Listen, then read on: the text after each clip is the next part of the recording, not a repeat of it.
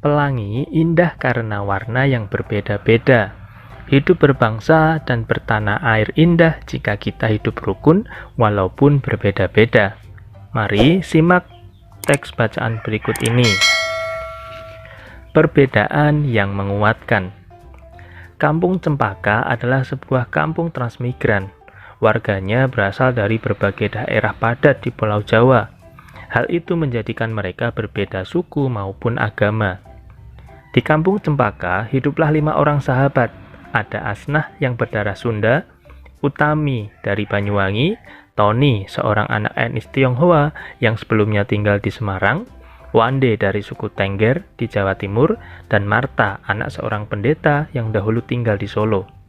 Di kampung Cempaka rumah mereka bersebelahan dan mereka pergi ke sekolah yang sama. Itu sebabnya mereka sangat akrab. Mereka suka bermain bersama dan sering menghabiskan waktu di rumah satu sama lain. Meskipun berbeda suku, kebersamaan begitu kental terlihat dalam keseharian mereka. Bersama anak-anak lain di kampung Cempaka, mereka setiap akhir minggu berkumpul di balai utama kampung. Biasanya, selain berolahraga bersama, mereka juga kerap berkeliling ke rumah warga, membantu melakukan apa saja yang dibutuhkan warga. Kadang-kadang mereka membantu warga lanjut usia, sekadar membereskan rumah atau menyiapkan makanan. Sesekali mereka juga membantu orang tua yang sedang bekerja bakti membersihkan lingkungan. Dari Tony, mereka belajar menari barongsai. Lalu mereka ajarkan tarian itu kepada anak-anak sekampung. Sementara itu, setiap tiba saat panen, Wande dan keluarganya akan sibuk memimpin warga membuat tumpeng gede, yaitu nasi khas dari daerah Tengger yang dibuat untuk mensyukuri berkah Tuhan dalam wujud panen raya. Sikap toleransi yang ditunjukkan kelima sahabat itu memang sekedar berupa hal-hal kecil. Hal kecil dalam keseharian itulah yang mencerminkan kehidupan Bhinneka Tunggal Ika di kampung Cempaka yang kaya akan perbedaan. Mereka hidup damai, berdampingan, dan tulus saling menjaga. Perbedaan tidak menghalangi persatuan. Dengan bersatu, kita dapat melakukan banyak hal. Setelah membaca teks tadi, mari kita jawab pertanyaan-pertanyaan berikut ini. Apa pengertian dari hidup rukun? Hidup rukun adalah hidup yang saling menghargai, menghormati, serta saling menyayangi antar sesama. Apa saja perbedaan yang ada di masyarakat? Ada perbedaan jenis kelamin, agama, perbedaan suku, bangsa, dan budaya. Bagaimana cara menyikapi perbedaan?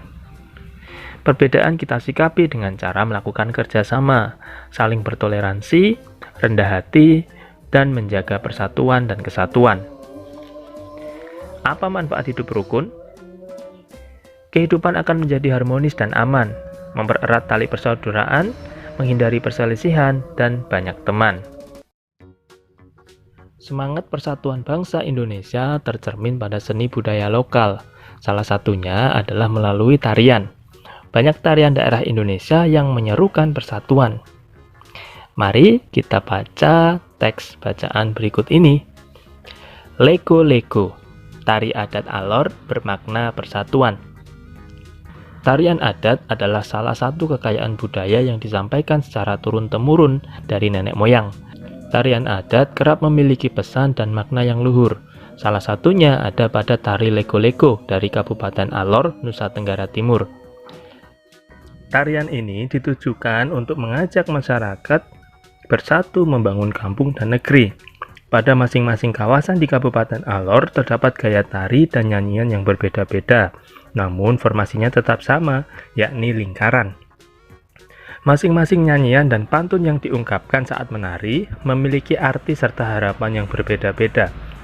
Beberapa literatur menyatakan bahwa tarian ini sempat menjadi tari perang.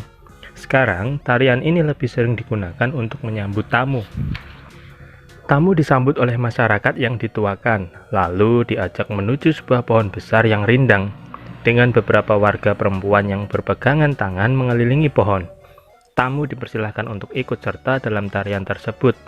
Dengan gerakan kaki yang diatur sedemikian rupa, penari akan bergerak mengitari pohon. Pada saat yang sama, sirih pinang dan minuman sopi ditawarkan.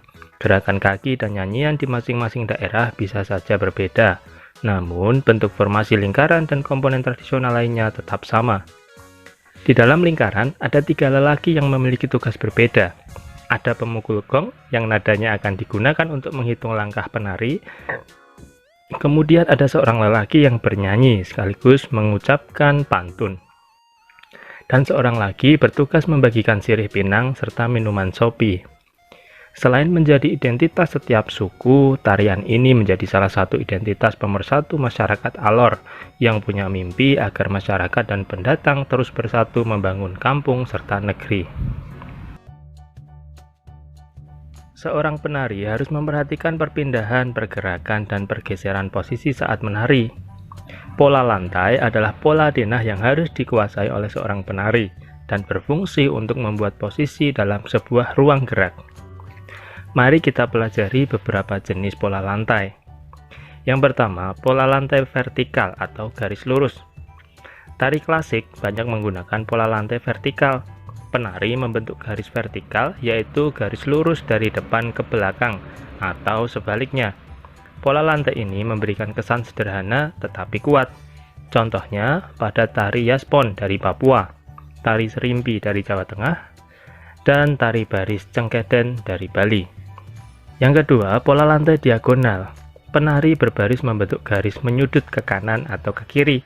Contohnya pada tari Gending Sriwijaya dari Sumatera Selatan.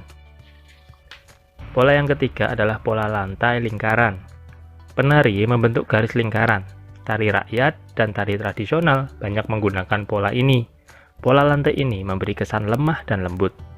Contohnya pada tari Mak Badong dari Toraja, Sulawesi Selatan, dan tari Randai dari Sumatera Barat. Kerjasama yang baik harus dimiliki oleh seorang penari agar menghasilkan tarian yang indah. Perbedaan yang dimiliki oleh para penari tidak boleh menghalangi semangat persatuan dalam menghasilkan tarian yang indah. Demikianlah kegiatan pembelajaran untuk hari ini. Semoga bermanfaat. Sampai jumpa pada video pembelajaran selanjutnya. Wassalamualaikum warahmatullahi wabarakatuh.